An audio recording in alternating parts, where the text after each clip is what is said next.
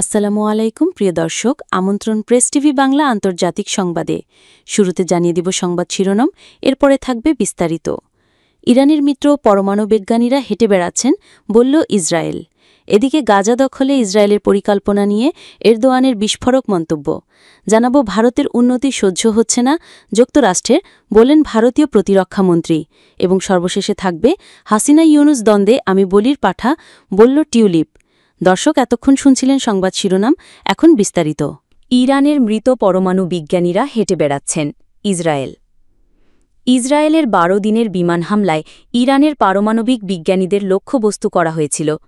তবে ব্রিটিশ দৈনিক the Telegraph জানিয়েছে, ইসরায়েলের তালিকাভুক্ত শতাধিক বিজ্ঞানীর মধ্যে ১৫ জনের বেশি জীবিত রয়েছেন এবং তারা এখন তেহরানে নিরাপদ জায়গায় লুকিয়ে আছেন। নিরাপত্তাজনিত কারণেই তারা বাসভবন ও বিশ্ববিদ্যালয় ত্যাগ করেছেন। সিনিয়র এক ইরানি কর্মকর্তার বরাত দিয়ে প্রতিবেদনে বলা হয়েছে, এই বিজ্ঞানীদের পরিবারসহ তেহরানের নিরাপদ ভিলা এবং দেশের উত্তর উপকূলে সরিয়ে নেওয়া হয়েছে। তেহরানের বিশ্ববিদ্যালয়গুলোতে যারা আগে পারমাণবিক কর্মসূচিতে যুক্ত ছিলেন, তাদের পরিবর্তে এমন ব্যক্তিদের নিয়োগ দেওয়া হয়েছে যাদের পারমাণবিক প্রোগ্রামের সঙ্গে কোনো সম্পর্ক নেই। দ্য টেলিগ্রাফের কাছে ইসরায়েলি বিশেষজ্ঞরা বলেছেন, ইরানের নিহত বিজ্ঞানীদের কাজ গ্রহণ করতে প্রস্তুত নতুন গবেষকরা। এই পরিস্থিতিকে তারা মারা যাওয়া মানুষের হাঁটাহাঁটির সঙ্গে তুলনা করছেন। একই সঙ্গে তারা জানাচ্ছেন, যে গবেষকরা ইরানের পরমাণু কর্মসূচির দায়িত্ব কাঁধে তুলে নিচ্ছেন, তাদের নিরাপত্তা ব্যবস্থা অত্যন্ত জোরদার করা হয়েছে। যুক্তরাষ্ট্রের সাবেক প্রেসিডেন্ট ডোনাল্ড ট্রাম্প ৪ জুন জানান, ইরান এখনও তাদের পারমাণবিক পরিদর্শন মেনে নেয়নি বা ইউরেনিয়াম সমৃদ্ধিকরণ বন্ধ করেনি। তিনি বলেন, ইসরায়েল ইরান যুদ্ধের পর ইরানের পারমাণবিক প্রোগ্রাম স্থায়ীভাবে পিছিয়ে গেছে, তবে তারা হয়তো অন্য কোথাও থেকে আবার শুরু করতে পারে। সিএসবিএস নিউজ জানিয়েছে, যুক্তরাষ্ট্রের ৩টি B-2 বিমানবোমারু বিমান ইরানের ফোর্ডো পারমাণবিক স্থাপনায় হামলা চালায়। প্রত্যেক বিমানে ২টি করে বাংকার বাস্টার বোমা বা GBU-57 ম্যাসিভ অর্ডিন্যান্স পেনিট্রেটার্স ছিল, যা অত্যন্ত ভারী এবং শুধুমাত্র B-2 বিমানে নিক্ষেপ করা যায়। ফোর্ডো ইরানের একটি প্রধান উচ্চমানের ইউরেনিয়াম সমৃদ্ধি কেন্দ্র, যা পর্বতের নিচে প্রায় ৩০০ ফুট গভীরে অবস্থিত। এছাড়া নাটাঞ্জ ও ইস্পাহান নামের আরও ২ পারমাণবিক স্থাপনাতেও যুক্তরাষ্ট্রের টমাহক ক্ষেপণাস্ত্র হামলা হয়। জাতিসংঘে আন্তর্জাতিক পরমাণু শক্তি সংস্থা বা IAEA এক সোশ্যাল মিডিয়া পোস্টে জানায়, যুক্তরাষ্ট্রের হামলার পর আশেপাশের এলাকায় কোনো অতিরিক্ত তেজস্ক্রিয়তা দেখা যায়নি। ইরানের পরমাণু শক্তি সংস্থা এই হামলার সত্যতা স্বীকার করলেও বলেছে, হামলা তাদের পারমাণবিক উন্নয়নে কোনো বাধা সৃষ্টি করতে পারবে না। ইসরায়েলের পররাষ্ট্রমন্ত্রী গিডেয়ান সার দাবি করেছেন, ইরানের পারমাণবিক প্রোগ্রাম ২ বছর পিছিয়ে গেছে, যদিও তেহরান এই দাবি প্রত্যাখ্যান করেছে। ইরানের পার্লামেন্ট সদস্য মাহাদি মোহাম্মদী বলেন, ইরানের দৃষ্টিকোণ থেকে অপ্রত্যাশিত কিছুই ঘটেনি। তারা কয়েক রাত ধরে ফোর্ডো সাইটে হামলার প্রত্যাশায় ছিলেন এবং সেখানকার কর্মীরা আগেই সরে গিয়েছিল। হামলা হলেও মারাত্মক কোনো ক্ষতি হয়নি। গাজা দখলে ইসরায়েলের পরিকল্পনা নিয়ে এরদোয়ানের বিস্ফোরক মন্তব্য। গাজায় পূর্ণ সামরিক নিয়ন্ত্রণ নেওয়ার ইসরায়েলের সিদ্ধান্তকে সম্পূর্ণ অগ্রহণযোগ্য বলে মন্তব্য করেছেন তুরস্কের প্রেসিডেন্ট রিসেপ তাইয়েপ এরদোয়ান। শনিবার ৯ আগস্ট ফিলিস্তিনের প্রেসিডেন্ট মাহমুদ আব্বাসের সঙ্গে এক টেলিফোন আলাপে তিনি এ মন্তব্য করেন, খবর আনাদোলু এজেন্সির। তুরস্কের যোগাযোগ অধিদপ্তরের বরাতে জানা গেছে, ২ নেতা গাজার বর্তমান পরিস্থিতি ও ইসরায়েলের হামলা নিয়ে আলোচনা করেন। এরদোয়ান বলেন, ফিলিস্তিনের পাশে থাকার প্রতিশ্রুতি অব্যাহত রাখবে আঙ্কারা। তিনি ফ্রান্স, যুক্তরাজ্য ও কানাডার সম্ভাব্য ফিলিস্তিন রাষ্ট্র স্বীকৃতি সম্পর্কিত মন্তব্যকে গুরুত্বপূর্ণ হিসাবে আখ্যা দেন এবং জানান, পশ্চিমা বিশ্বে ইসরায়েল বিরোধী সমালোচনা বাড়ছে। শান্তি প্রতিষ্ঠার জন্য তুরস্ক তার কূটনৈতিক প্রচেষ্টা চালিয়ে যাবে বলেও তিনি আশ্বাস দেন। এদিকে শনিবার সন্ধ্যায় ইস্তানবুলে হাজারো মানুষ ইসরায়েলের গাজায় হামলা ও অবরোধের প্রতিবাদে রাস্তায় নেমে আসে। ভারতের উন্নতি সহ্য হচ্ছে না যুক্তরাষ্ট্রের, বললেন ভারতীয় প্রতিরক্ষামন্ত্রী। ভারতের উন্নতি যুক্তরাষ্ট্রের সহ্য হচ্ছে না বলে মন্তব্য করেছেন ভারতের প্রতিরক্ষামন্ত্রী রাজনাথ সিং। রোববার ১০ অগস্ট ভারতীয় গণমাধ্যম আনন্দবাজারের এক প্রতিবেদনে এই তথ্য নিশ্চিত করা হয়েছে। প্রতিবেদনে বলা হয়েছে, ভারতের অর্থনীতিকে মৃত বলে খোঁচা দিয়েছিলেন মার্কিন প্রেসিডেন্ট ডোনাল্ড ট্রাম্প।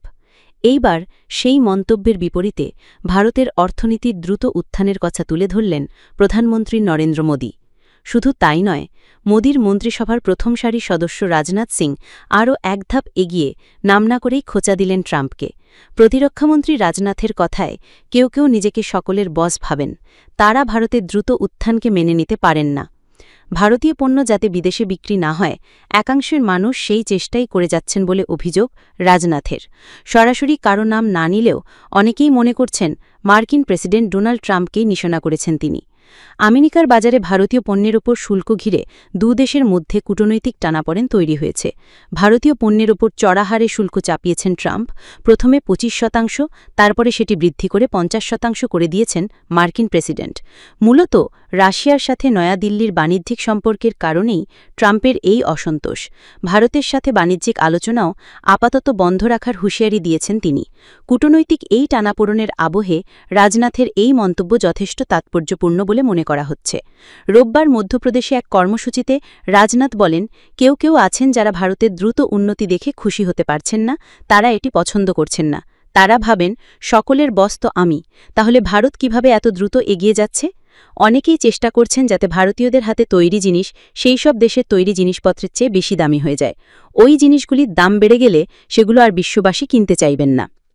এই চেষ্টাই চলছে, কিন্তু আমি পূর্ণ আত্মবিশ্বাসের সাথে বলতে পারি কেউই ভারতকে বিশ্বের একটি বলশক্তি হয়ে ওঠা থেকে আটকাতে পারবে না। একই দিনে বেঙ্গালুরুতে অন্য এক অনুষ্ঠানে ভারতের অর্থনীতির দ্রুত উত্থান নিয়ে মন্তব্য করেন মোদিও। তিনি বলেন, আমরা দ্রুত তৃতীয় অর্থনীতির দেশ হিসাবে পরিচিতি পাওয়ার দিকে এগিয়ে যাচ্ছি। এই গতি এসেছে আমাদের কাছে সংস্কার, কর্মক্ষমতা এবং পরিবর্তনের ভাবনা থেকে। আমাদের সুস্পষ্ট লক্ষ্য এবং সৎ প্রচেষ্টা থেকে এই গতি এসেছে। মার্কিন ভারত বাণিজ্য চুক্তি নিয়ে আলোচনার মাঝেই হঠাৎ খেই হারায় দ্বিপক্ষীয় সমঝোতায়। ট্রাম্পের দাবি, ভারতকে তেল বিক্রি করে রাশিয়া যে লাভ করছে সেই টাকা তারা ইউক্রেনের সাথে যুদ্ধে ব্যবহার করছে। অর্থনীতির বিষয়ে মস্কো এবং নয়াদিল্লিকে এক বন্ধনীতে রেখে আক্রমণ শানিয়েছেন ট্রাম্প। তার দাবি, ভারত এবং রাশিয়া দুদেশেরই অর্থনীতি মৃত। সম্প্রতি বারবার ভারতের উপর নিজের অসন্তোষ স্পষ্ট করেছেন তিনি। যদিও নয়াদিল্লিও শুরু থেকেই স্পষ্ট করে দিয়েছে দেশের স্বার্থের সাথে কোনো আপোষ করা হবে না। রাশিয়ার সাথে ব্যবসায়িক সম্পর্ক নিয়েও নিজেদের অবস্থান বুঝিয়ে দিয়েছে নয়াদিল্লি। ভারতীয় পণ্যের উপর ট্রাম্পের শুল্ক চাপানোর সিদ্ধান্তকে অন্যায্য এবং অযৌক্তিক বলে ব্যাখ্যা করেছে মোদি সরকার। আমেরিকারও যে রাশিয়ার সাথে ব্যবসায়িক সম্পর্ক রয়েছে তাও স্পষ্ট করেছে ভারতীয় বিদেশ মন্ত্রক। এক বিবৃতিতে বিদেশ মন্ত্রক জানিয়েছে, রাশিয়ার কাছ থেকে আমেরিকা পারমাণবিক শিল্পের জন্য প্রয়োজনীয় ইউরেনিয়াম, হেক্সাফ্লোরাইড, প্যালাডিয়াম, বিবিধ সার এবং রাসায়নিক কেনে। হাসিনা ইউনুস দ্বন্দ্বে আমি বলির পাঠা টিউলিপ সিদ্দিক। যুক্তরাজ্যের হ্যামস্টেড ও ঘাইগেটের এমপি এবং সাবেক সিটি মিনিস্টার টিউলিপ সিদ্দিক দাবি করেছেন যে বাংলাদেশের দুর্নীতি মামলায় তিনি রাজনৈতিক দ্বন্দ্বের বলির পাঠা। তিনি বলেন, এক সপ্তাহ আগে একজন সাংবাদিকের মাধ্যমে তিনি জানতে পারেন যে বাংলাদেশে তার বিরুদ্ধে আনুষ্ঠানিক অভিযোগ গঠন করা হয়েছে। ব্রিটিশ পত্রিকা দি গার্ডিয়ানকে দেওয়া সাক্ষাৎকারে এসব কথা বলেন টিউলিপ। বাংলাদেশি কর্তৃপক্ষের অভিযোগ, সাবেক প্রধানমন্ত্রী শেখ হাসিনার ভাগ্নি হিসেবে প্রভাব খাটিয়ে টিউলিপ মায়ের, ভাইয়ের ও বোনের জন্য ঢাকার পূর্বাচলে একটি জমি নিশ্চিত করেছিলেন। তিনি এই অভিযোগকে সম্পূর্ণ হাস্যকর বলে মন্তব্য করেন। তাঁর ও আরও ২০ জনের বিরুদ্ধে বিচার শুরুর তারিখ নির্ধারিত হয়েছে ১১ই আগস্ট। তিনি ব্যক্তিগতভাবে বা ভিডিও কনফারেন্সে হাজির হবেন কিনা এ বিষয়ে এখনও সিদ্ধান্ত নেননি। টিউলিপ সিদ্দিক জানান, তিনি ব্রিটিশ আইনজীবী হিউগো কিথ কেসির পরামর্শ নিচ্ছেন। এখনও তিনি কোনো আনুষ্ঠানিক সমন পাননি। তিনি বলেন, আমি যেন এক ধরনের কাফকায়েস্ক দুঃস্বপ্নে আটকে আছি, যেখানে আমাকে বিদেশে বিচারের মুখোমুখি হতে হচ্ছে, অথচ আমি এখনও জানি না অভিযোগগুলো আসলে কী। কাফকায়েস্ক দুঃস্বপ্ন এমন পরিস্থিতিকে নির্দেশ করে, দুঃস্বপ্নের মতো জটিল, অদ্ভুত ও অযৌক্তিক, যা নিপীড়ক আমলাতন্ত্রের সঙ্গে সম্পর্কিত। বাংলাদেশ ও যুক্তরাজ্যের মধ্যে প্রত্যর্পণ চুক্তি না থাকলেও দোষী সাব্যস্ত হলে বিষয়টি নতুন করে পরীক্ষার মুখে পড়তে পারে। গত বছরের জুলাইয়ে লেবার পার্টি ক্ষমতায় আসার পর ব্রিটিশ প্রধানমন্ত্রী কিয়ার স্টারমারের ঘনিষ্ঠ সহযোগী সিদ্দিক অর্থনৈতিক সচিব ও সিটি মিনিস্টার হিসেবে দায়িত্ব পান। তিনি আর্থিক খাত পর্যালোচনায় সক্রিয়ভাবে কাজ করছিলেন। তবে এই সময় ৫,০০০ মাইল দূরে বাংলাদেশের রাজনৈতিক পরিস্থিতি দ্রুত বদলাচ্ছিল। ছাত্র নেতৃত্বাধীন গণ অভ্যুত্থানে শেখ হাসিনার ১৫ বছরের শাসন ক্ষমতা ভেঙে পড়ে। হাজার মানুষের মৃত্যুর পর তিনি ও তার বোন শেখ রেহানা ভারত পালিয়ে যান। ১৯৭৫ সালে সালের 15ই আগস্টের সামরিক অভ্যুত্থানে টিউলিপ সিদ্দিকের নানা ও বাংলাদেশের প্রথম রাষ্ট্রপতি শেখ মুজিবুর রহমান প্রায় পুরো পরিবারসহ নিহত হন।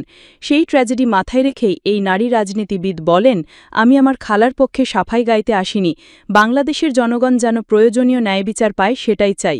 টিউলিপের দাবি অনুযায়ী 2024 সালের শেষ দিকে নোবেলজয়ী অর্থনীতিবিদ ও শেখ হাসিনার রাজনৈতিক প্রতিদ্বন্দ্বী ড.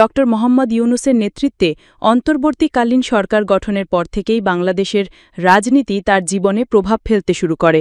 অচেনা কিছু ওয়েবসাইটে খবর ছাপা হতে থাকে যে তিনি রূপপুর পারমাণবিক বিদ্যুৎ কেন্দ্র প্রকল্প থেকে $500 কোটি আত্মসাৎ করেছেন।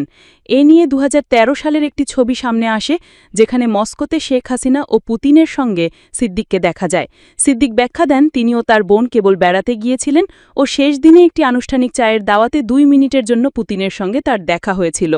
টিউলিপের বিরুদ্ধে অন্য আরেকটি অভিযোগ হল, 2004 সালে লন্ডনের কিংস ক্রস নামক এলাকায় তাকে বিনামূল্যে একটি ফ্ল্যাট দিয়েছিলেন এক ব্যবসায়ী।